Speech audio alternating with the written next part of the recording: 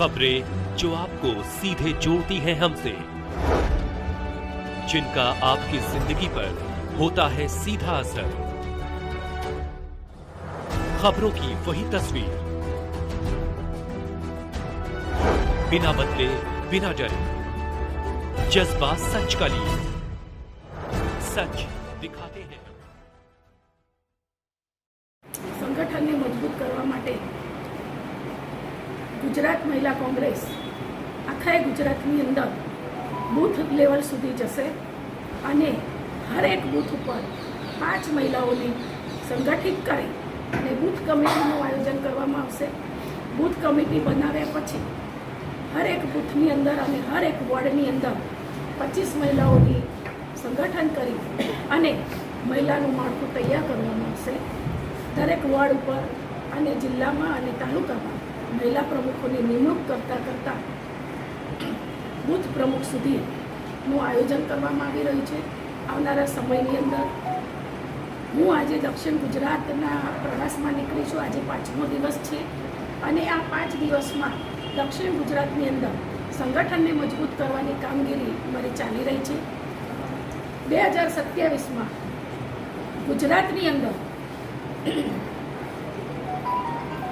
કોંગ્રેસની સરકાર 100% અમે બનાવીશું, એ અમારું લક્ષ્ય છે। અમારા રાષ્ટ્રીય નેતા રાહુલ ગાંધીએ કહ્યું છે કે 2027માં ગુજરાતની અંદર કોંગ્રેસની સરકાર બનાવવાની છે અને એ સૂત્રને લઈ અમે ગામે ગામ સંગઠનને મજબૂત કરી રહ્યા છીએ। આવનારા સમયમાં આ ભ્રષ્ટાચારી સરકારમાંથી છૂટવા માટે અને આ ભાજપના ભ્રષ્ટાચારથી ભાજપની અંદર જે મહિલાઓનું શોષણ થઈ રહ્યું છે એમાંથી મુક્તિ મેળવવા માટે હવે મહિલાઓ પણ કટિબદ્ધ થઈ ગઈ છે। આવનારા સમયની અંદર ભાજપ જ્યારે મહિલાઓના વિકાસની અને બેટી બચાવોની વાતો કરી રહ્યું છે ત્યારે મારે એમને પૂછવું છે કે બેટી કોનાથી બચાવવાની? અમારે બેટી બચાવવી હોય તો પહેલાં તો અમારે ભાજપના નેતાઓથી બેટીને બચાવવાની વાત કરવી પડે છે, કારણ કે 10 વર્ષ પહેલાં કે 15 વર્ષ પહેલાં જે ગુજરાતની અંદર મહિલાઓ સુરક્ષિત રીતે ફરી રહી હતી એમાંની સુરક્ષા અત્યારે જોવા મળતી નથી।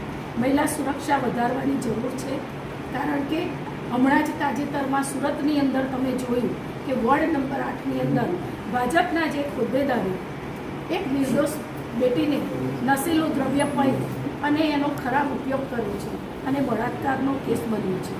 આવા રેપ કેસો છેલ્લા 10 વર્ષની અંદર જે કંઈ જોવા મળ્યા છે એની અંદર ભાજપના કેટલાય લોકોના મળતિયાઓ કે ભાજપના હોદ્દેદાર લોકોનો હાથ એમાં ક્યાંક ને ક્યાંક જોવા મળે છે। એવા જ બીજા કેટલાય ભ્રષ્ટાચારના જે બનાવો બન્યા છે, જેમ કે બોટકાંડ બન્યો હતો, પુલો તૂટી જવા કે જે ગેમ ઝોન, આ બધા જે બનાવો બન્યા છે એમાં કેટલાય નિર્દોષ લોકોની જાન ગુમાવી છે। આ તમામ બનાવોની અંદર ક્યાંક ને ક્યાંક ભાજપના નેતાઓની ભાગીદારી જોવા મળી છે, સંડોવણી જોવા મળી છે અને એ બધામાં કોઈની સજા થઈ નથી।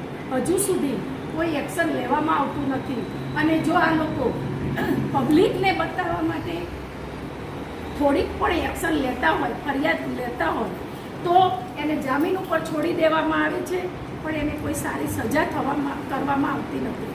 તો મારે એમ કહેવું છે કે આવું ક્યાં સુધી ચાલશે?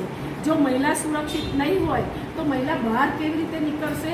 જાહેર ક્ષેત્રની અંદર આવતા પણ ડરશે કે જો ભાજપમાં જોડાવું હોય કે કોંગ્રેસમાં કે રાજકારણમાં ક્યાંય પણ મહિલાને આવવું હશે તો આવા કિસ્સા જો બનશે તો મહિલા 10 વાર વિચાર કરશે। માટે મહિલાઓ માટે પણ આ એક ખતરાની નિશાની છે। મારે આપણા ગૃહમંત્રીને કહેવું છે કે તમે મહિલા સુરક્ષાની વાતો કરો છો તો તમે પહેલાં તો ભાજપના નેતાઓથી મહિલાઓને સુરક્ષિત રાખવા માટેનું આયોજન કરો, એમને એવી શિક્ષા કરો કે ફરી કોઈ મહિલા સામે જોઈ ના શકે અને આવનારા સમયની અંદર આ ભ્રષ્ટાચારી સરકારમાંથી મુક્તિ મેળવવા માટે હવે કોંગ્રેસની મહિલા સંગઠનની પાંખ એવી મજબૂત રીતે કામગીરી કરી રહી છે અને મહિલા સંગઠન મજબૂતીથી બહાર આવશે। જો આ આતંકવાદીઓ સામે પગલાં લેવામાં નહીં આવે અને એમને પણ જો સજા નહીં કરવામાં આવે તો પણ મહિલા બહાર આવશે અને આવા રેપ કાંડ કરવાવાળા બળાત્કારીઓને જો સજા નહીં કરવામાં આવે તો પણ મહિલા કોંગ્રેસ રોડ ઉપર આવશે અને આંદોલનો કરશે અને આવનારા સમયની અંદર આ તમામ સામે ન્યાયની માગણી કરશે અને નારી ન્યાયના સૂત્ર સાથે મહિલા કોંગ્રેસ મજબૂતાઈથી બહાર આવશે અને આપ સૌને ટૂંક સમયમાં મહિલા કોંગ્રેસ રોડ ઉપર જોવા મળશે.